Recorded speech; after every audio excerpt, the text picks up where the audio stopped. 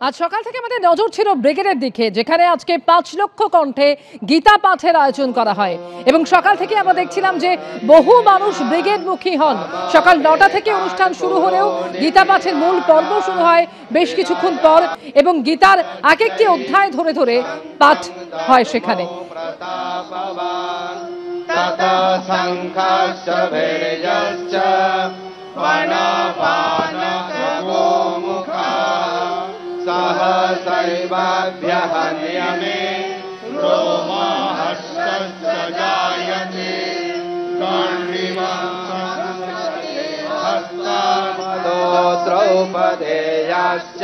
বসে যাবেন, যদি খুব বসার অসুবিধা থাকে তাহলে একটু দাঁড়িয়ে করতে পারবেন।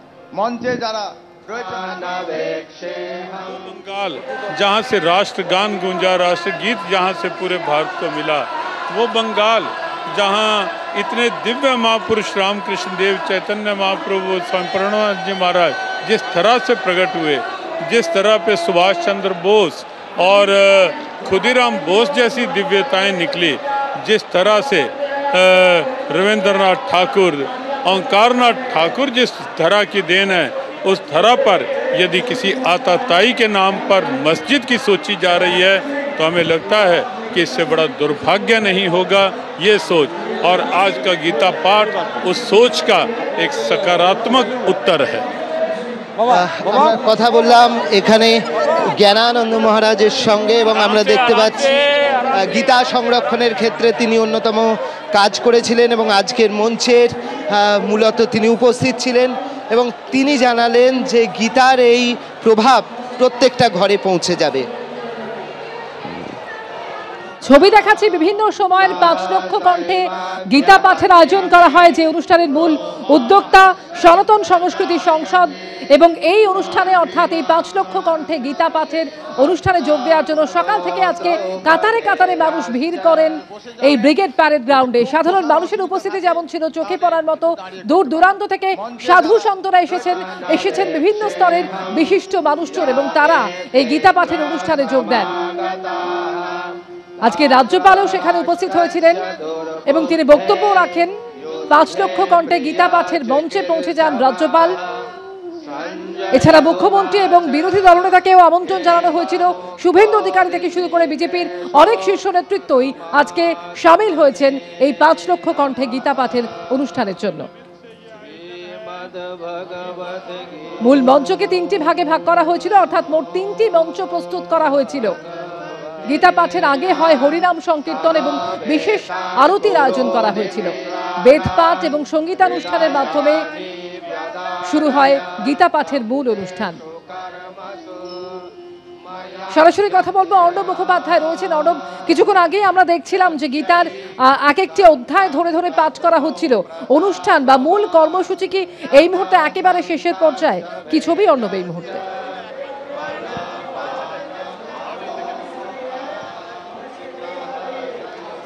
দেখো, কর্মসূচি যেটা ছিল এখানে গীতা পাঠ, সেই গীতা পাঠ শেষ হয়েছে এবং একে একে যারা মহন্তরা, সাধু সন্ত যারা ছিলেন তারা বেরিয়ে আসছেন এবং আমরা একটু আগে কথা বললাম এখানের মহারাজদের সঙ্গে। তারা জানাচ্ছেন যে এই যে আজকে গীতা পাঠ হলো তার প্রভাব কিন্তু প্রতিটি ঘরে ঘরেই ছড়িয়ে পড়বে এবং আমরা দেখেছি যে এই কর্মসূচি বা এই গীতা পাঠের যে অনুষ্ঠান সেটা শুরু হয়েছে প্রায় সকাল 8টা থেকে এবং শেষ পর্যন্ত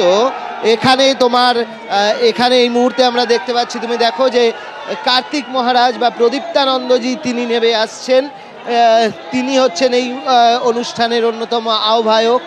এখানে উপস্থিত ছিলেন সাধ্বী ঋতম্ভরা থেকে শুরু করে এখানে আরও অনেকে উপস্থিত ছিলেন এবং এই মুহূর্তে আমরা দেখতে পাচ্ছি যে তাদের যে অনুষ্ঠান সেই অনুষ্ঠান সমাপ্ত হয়েছে এবং তারা একে একে ফিরে আসছেন। ঠিক কীরকম এখানে গীতার জয়ধ্বনি উঠছে এবং প্রদীপ্তানন্দজি তিনি এগিয়ে আসছেন। তার সঙ্গেও আমরা চেষ্টা করব কথা বলার।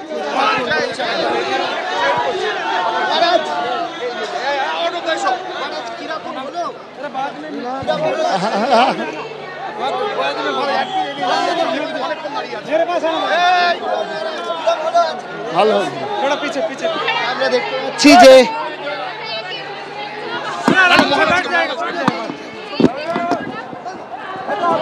কার্তিক মহারাজ এই মুহূর্তে বেরিয়ে আসছেন এবং আরো অনেকে যারা রয়েছেন তারা সাধু সন্তরা ক্রমশ তাদের যে কর্মসূচি রয়েছে সেটা তাদের শেষ করে তারা আপাতত বেরোচ্ছেন এই মুহূর্তে। অর্ণব, তুমি আমাদের সঙ্গে থাকো। মূল মঞ্চ থেকে সরাসরি ছবিটা তুলে ধরছিল আমাদের প্রতিনিধি অর্ণব মুখোপাধ্যায়। আজ ব্রিগেডে 5 লক্ষ কণ্ঠে গীতাপাঠের আয়োজন করা হয়। সনাতন সংস্কৃতি সংসদের উদ্যোগে এই গীতাপাঠ হয়। প্রথমে রথের শোভাযাত্রার মধ্য দিয়ে ভগবদ গীতাকে নিয়ে আসা হয়, এরপর প্রদীপ প্রজ্বলনের মধ্য দিয়ে শুভ সূচনা হয়। তারপর দুপুর 12:30টার কিছু আগে গীতাপাঠের মূল অনুষ্ঠান শুরু হয়। কাতারে কাতারে মানুষকে আজ ভিড় করতে দেখা গেছে ব্রিগেডে। একেবারে ভোর 4টে থেকে ব্রিগেডমুখী হয়েছেন ভক্তরা।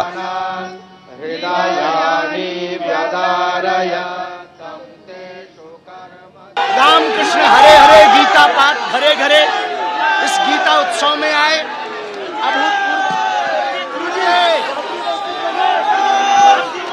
अभूतपूर्व आयोजन था। गीता जी इस देश का प्राण है, गीता सम्मान है, गीता स्वाभिमान है, गीता जी भारत का अभिमान है। और कोलकाता के पत्ता पत्ता पर आज यूं लग रहा था लाखों की भीड़ में मानो सनातन का शंखनाद हो रहा हो, मानो हिंदू राष्ट्र का बिगुल बज रहा हो। সরাসরি আপনাদের ব্রিগেড ময়দানে নিয়ে যাব। আমাদের প্রতিনিধি শিবাশিস মৌলিক রয়েছে আমাদের সঙ্গে। শিবাশিস, সাধু সন্ত মহারাজদের উপস্থিতি, ভক্তদের উপস্থিতিতে আজ রঙিন সরগরম হয়ে উঠল ব্রিগেড। একদমই তাই সৌমেন। দেখো, শুরুতেই তোমায় বলে রাখি, পার্থপ্রতিমকে বলবো যে ছবি তুলে ধরতে। আমি যে কথা বলছিলাম, কলকাতা পুলিশ যাতে কারো কোনো অসুবিধা না হয় সেজন্য এই ধরনের কয়েকটি ক্রসিং ব্যবহার করেছেন ভিড় নিয়ন্ত্রণের জন্য। ব্রিগেডের মাঠ থেকে যারা বের হচ্ছেন, ফোর্ট উইলিয়ামের সামনে রাস্তা পার হচ্ছেন, যান চলাচল যাতে ঠিক থাকে তাই এ ধরনের ক্রসিং দেওয়া হচ্ছে এবং ভিড়টা নিয়ন্ত্রণ করা হচ্ছে। এবং কাতারে কাতারে মানুষ, যে ছবি দেখা যাচ্ছে, তারা কিন্তু ব্রিগেডের মাঠ থেকে ফিরছেন। সরাসরি একবার জেনে নেব, আপনারা গেছিলেন গীতা শুনতে? হ্যাঁ, গীতা শুনতে গিয়েছিলাম। কোথা থেকে এসেছেন? আমরা সাঁকরাইল থেকে এসেছি, হাওড়া সাঁকরাইল। কেমন লাগলো? ভালো লাগলো। গীতা সঙ্গে নিয়ে যাচ্ছে? হ্যাঁ, সাথে নিয়ে যাচ্ছি। মঞ্চ থেকে কি নির্দেশ দেওয়া হলো, কিছু বলা হলো পাড়ায়? মঞ্চ থেকে এই কারণে নির্দেশ দেওয়া হলো প্রত্যেকটা বাড়ি বাড়ি গীতা পাঠ পৌঁছে দেওয়া হোক। এমন গ্রামে যারা জানে না তাদের হাতে আরো গীতা তুলে দেওয়া হোক। করবেন? হ্যাঁ, এটা করবো আমরা। যেমনটা দেখলাম যে একেবারে কিন্তু জয় শ্রীরাম ধ্বনি দেওয়া হচ্ছে, জয় মা কালী ধ্বনি দেওয়া হচ্ছে, সেই ছবি আমরা দেখতে পাচ্ছি।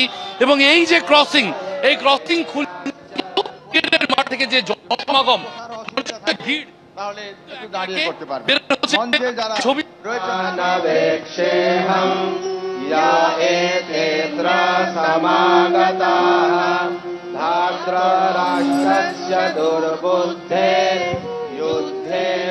এই মুহূর্তে যে ছবি আপনাদের সামনে রেখেছি, একদিকে ব্রিগেডে আজকে 5 লক্ষ কণ্ঠে গীতা পাঠ, যে অনুষ্ঠানের মূল পর্ব ইতিমধ্যে শেষ হয়েছে এবং এবার ব্রিগেড থেকে ফেরার পালা। তাই যে রাস্তা দিয়ে মানুষ যাবেন সেই রাস্তায় অর্থাৎ ভিড় নিয়ন্ত্রণের জন্য যথাযথ ব্যবস্থা করা হয়েছে, সেই ছবি আপনাদের সামনে তুলে ধরবো। এবং একই সঙ্গে রেখেছি ব্রিগেডে আজকে যখন 5 লক্ষ কণ্ঠে গীতা পাঠ এর আয়োজন করা হয়, সনাতন সংস্কৃতি সংসদের উদ্যোগে 5 লক্ষ কণ্ঠে গীতা পাঠ হয়। আজকে ব্রিগেডে সাধারণ মানুষের উপস্থিতি যেমন ছিল চোখে পড়ার মতন, দূর দূরান্ত থেকে ভক্তরা এসেছেন, জেলার বিভিন্ন প্রান্ত থেকে এসেছেন এবং তারা ভোররাত থেকে ভিড় জমিয়েছিলেন ব্রিগেডে।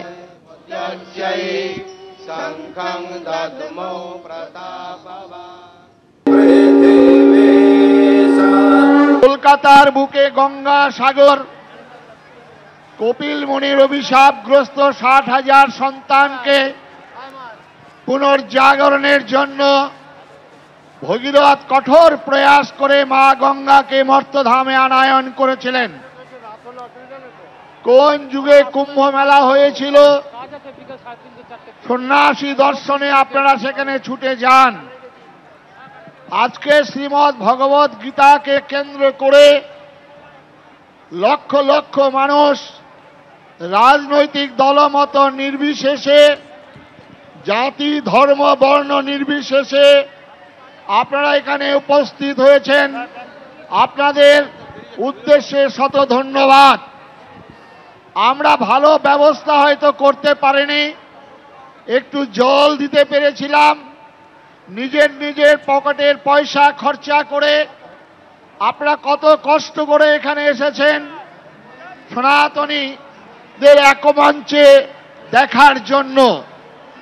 আজকে আপনাদের ধন্যবাদ। এটা রাজনৈতিক দলের সমাবেশ নয়, পেশি শক্তির সমাবেশ নয়, অর্থের প্রাচুর্য নয়। আমরা কয়েকজন ভিখারি সন্ন্যাসী আপনাদের আবেদন জানিয়েছিলাম। বাংলার ঘোরতর দুর্দিনে আমরা এখানে একত্রিত হয়েছি। আমার কণ্ঠে কণ্ঠে মিলিয়ে বলবেন, ত্রিশূল পিনাকধারী দক্ষ যজ্ঞ নাশকারী দেবাদিদেব মহাদেব কি, রক্ষ বংশ ধ্বংসকারী ধনুর্বাণধারী ভগবান রামচন্দ্র কি। হাতে নাও, যুদ্ধ করো।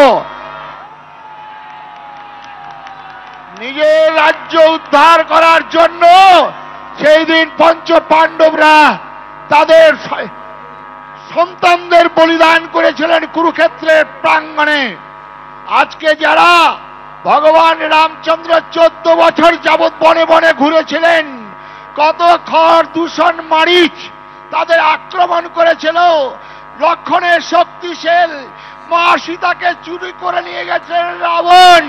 আর ভগবান আমার রামচন্দ্র ওই আদিবাসী বনবাসী গিরিবাসী ভাইদেরকে সংগঠিত করে রাবণের বিরুদ্ধে লড়াই করে মা সীতাকে উদ্ধার করেছিলেন। সেদিন মা সীতা উদ্ধার কল্পে বনের পাখি জটায়ু লড়াই করেছিল। আজ ভারত মা, আজ বাংলা মা কাঁদছে।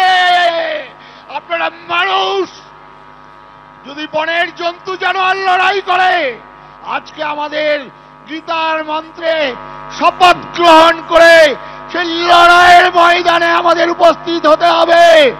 যারা পূর্ববঙ্গ থেকে পালিয়ে এসেছিলেন শিয়াল কুকুরের মতো, তাদের পূর্ববঙ্গের মানুষগুলোকে বলবো, আপনারা আপনাদের সন্তানদের বলুন, ওরে জেগে ওঠ, ওরে জেগে ওঠ। তোর পূর্বপুরুষের সেই রাজ্যটাকে ছিনিয়ে নেওয়ার জন্য এক হাতে অস্ত্র, এক হাতে শাস্ত্র, এক হাতে অস্ত্র, এক হাতে শাস্ত্র। আমাদের দেবী দুর্গা, মা কালী, ওই রামচন্দ্র, দেবাদিদেব মহাদেব সবার হাতে এই অস্ত্র। এই মহাশক্তির সাধনা করিয়া তুমি দুর্বল হইবে। আচার্য স্বামী প্রণবানন্দজি মহারাজ বলছেন, যে ধর্ম নিজেকে রক্ষা করতে জানে না, যে ধর্ম শক্তি যোগায় না, সে ধর্ম হিন্দু ধর্ম নয়, কাপুরুষের ধর্ম, বিরূঢ় ধর্ম। তাই আমাদের মা বোন লাঞ্ছিত হয়। আজ 5 লক্ষ কণ্ঠে গীতা পাঠের এই অনুষ্ঠানে রাজ্যের বিজেপির অনেক নেতা নেত্রীরাই উপস্থিত হন, যার মধ্যে ছিলেন সুকান্ত মজুমদার। এবং তিনি সেখানে গিয়ে বললেন যে গীতা পাঠের অনুষ্ঠান একত্রিত হওয়ার অনুষ্ঠানে পরিণত হয়েছে। পশ্চিমবঙ্গে হিন্দু ধর্ম সংস্কৃতি রক্ষা করা প্রয়োজন। আজ কেউ বলছেন 90টি আসনের কথা, এখন হিন্দুরাই পশ্চিমবঙ্গে পরবাসী।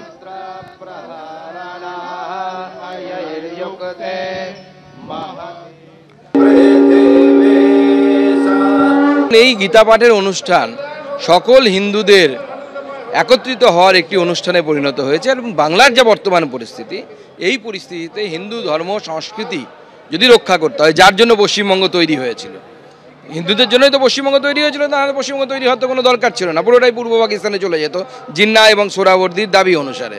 তো আজকে কিছু লোক বলছে যে 90টা সিট আমাদের, থাকতে সবাই পারে, এখানে কোনো অসুবিধে নেই, কিন্তু ভাগ তো হয়েছিল হিন্দুদের জন্য। আজকে হিন্দুরাই যদি এখানে পরবাসী হয়ে যায়, তাহলে তো চিন্তার বিষয়। নির্বাচনের সাথে গীতা পাঠের কোনো সম্পর্ক আছে বলে আমার মনে হয়। দেখুন, কেউ যদি নিজেদের মনে করে যে তারা হিন্দুদের সার্টিফিকেট দেওয়ার লোক, তাহলে খুব ভুল করছেন। কেউ তাদেরকে সার্টিফিকেট দেওয়ার অধিকার বা অথরিটি কোনোটাই দেয়নি। বিজেপির কাছে আইডল আজকে কারা? কার্তিক মহারাজের মতো ধর্ষণে অভিযুক্ত লোক। বিজেপির কাছে আজকে আইডল কারা? আশারাম বাপুর মতো ধর্ষণে অভিযুক্ত লোক নরেন্দ্র মোদী যাদের সঙ্গে স্টেজে উঠে নাচতে দেখা গেছে। ফলে বিজেপি হিন্দু ধর্মটাকে সমস্ত ধর্ষক, সমস্ত রেপিস্ট তাদেরকে মানে আদর্শ নিয়ে আমাদের হিন্দু ধর্মটার যে আসল গরিমা সেটাকে নষ্ট করার চেষ্টা করছে। আর বাঙালি এই মাটিতে রামকৃষ্ণ থেকে শুরু করে, বিবেকানন্দ থেকে শুরু করে, সাধক বামাখ্যাপা থেকে শুরু করে একের পর এক মনীষীদের দ্বারা আমাদের বাংলার হিন্দু ধর্ম পরিপূর্ণ। ফলে বিজেপি যদি মনে করে এইসব লোকেদের মঞ্চে বসিয়ে নিচে কয়েক হাজার লোককে বসিয়ে গীতা পাঠ করিয়ে বাংলার মানুষ সেটাকে মনে করবে হিন্দু ধর্মের একটা সমাবেশ, তাহলে খুব ভুল করছে। ওটা বকলমে বিজেপির সমাবেশ। এবিপি আনন্দ, এগিয়ে থাকে, এগিয়ে রাখে।